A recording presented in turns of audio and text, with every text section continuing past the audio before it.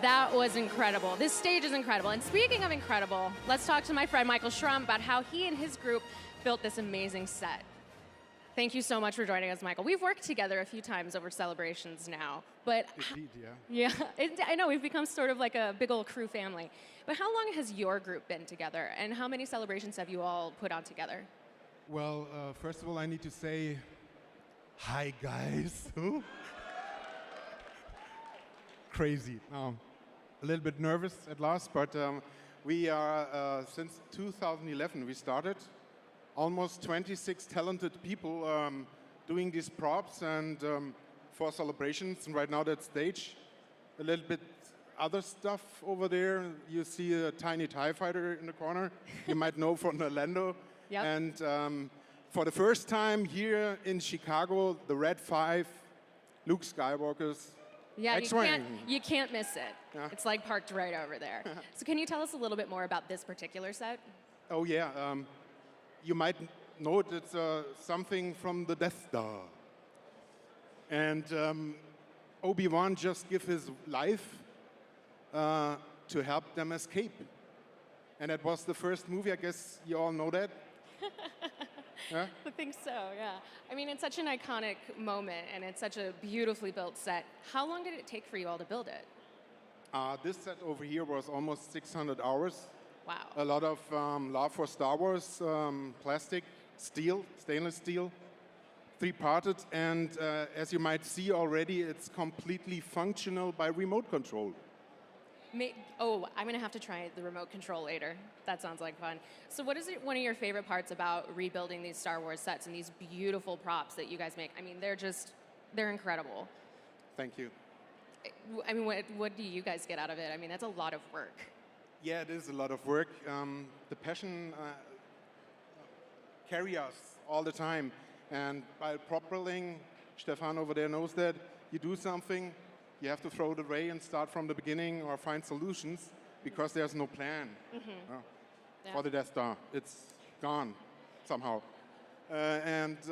So it keeps us going on because as fans, for fans, we just have the spirit, and Star Wars is more than just a space opera for us. It's a fairy tale that keeps us, tells us what's wrong, what's right, and it's a way of life. Yeah. Absolutely. Yeah. Well, thank you. Hey everybody, Max here, and I'm with Michael, who is responsible for this life-size, almost? Almost life-size, almost. What scale would you say this is? It's 10% minus. Okay. And scaling only exists because transporting. Okay, so it's almost a life-size TIE fighter. It's still really big. Where did you transport it from? Germany, actually. You brought a TIE fighter all the way from Germany. Yeah, fly it in. How do you even move something like this? It's just an assembling thing. You have to. There's a lot of brain work in there. How to dismantle, assembling it until it reaches. I'm a metric guy, you know, like 6.3 meters. It's something. I know this guy too. It's something about 23 feet or something. Okay, well, it's a feat of engineering nonetheless. How many people did it take to build the whole thing? We are really a huge, enthusiastic Star Wars crew that came over the years, and we are 26 right now. Coming at the weekend to the facility we built in Germany, extra for doing props for events like that. It's very, very impressive. Can somebody actually sit in the cockpit? Yes. Is it comfortable? No. Well, that's a good answer. Now, you also brought an X-Wing. Let's go take a look at that. Now, a TIE fighter is very impressive, but at the end of the day, it's kind of just two surfaces and a ball in the middle. An X-Wing, on the other hand, has a lot more moving parts. And here's your X-Wing. Tell me a little bit about it. Well, again, metric. It's also 10% scaled because have to fit in one container or truck. German Excuses. Yeah. Yeah, but at last you can actually sit in there. There are two unit normally moves. Oh yeah, there it is. And also static. You can hang it up under the ceiling degrees. So it's really a stainless steel inside with a wooden beam who's stiff to complete inner hull out. So a little bit technical stuff, yeah. So it's pretty sturdy, I'm guessing. Yeah. Yes, it is. Wow. And do the wings actually, do the S-foils move? It's possible, but we not realize the motor thing inside the hydraulics. But I discussed with a good friend over here in the US already how we can handle it. Just another challenge, figuring out how to put the wings in the attack position. How detailed is the interior of the cockpit? Oh, close. I'm always saying it's we have to deal with that 80%. Is there a targeting computer? Yeah. Can you flip the switches and push things? Yeah. Okay, well that's what matters. It seems like a pretty fun thing to play in. Is it possible to get inside it? Yeah, and when you're inside, you don't want to get out. Now there's something special about this specific X-Wing. Can you tell me a bit about that? Yeah, we started to dedicate the props we do to special persons, what really means a lot to us.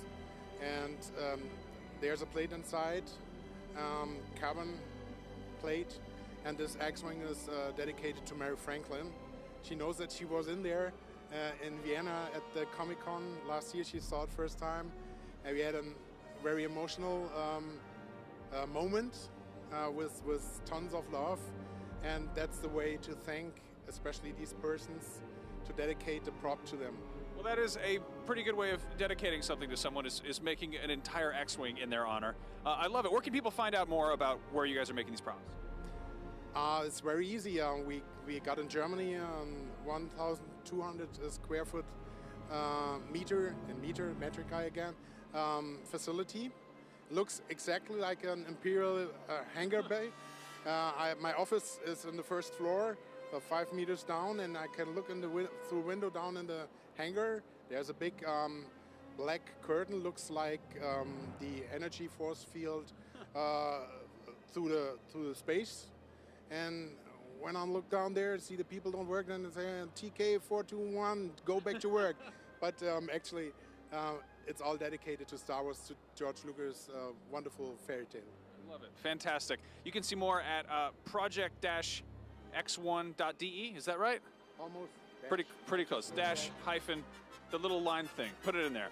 And we've got lots more coming out of Star Wars Celebration right here, so stick around.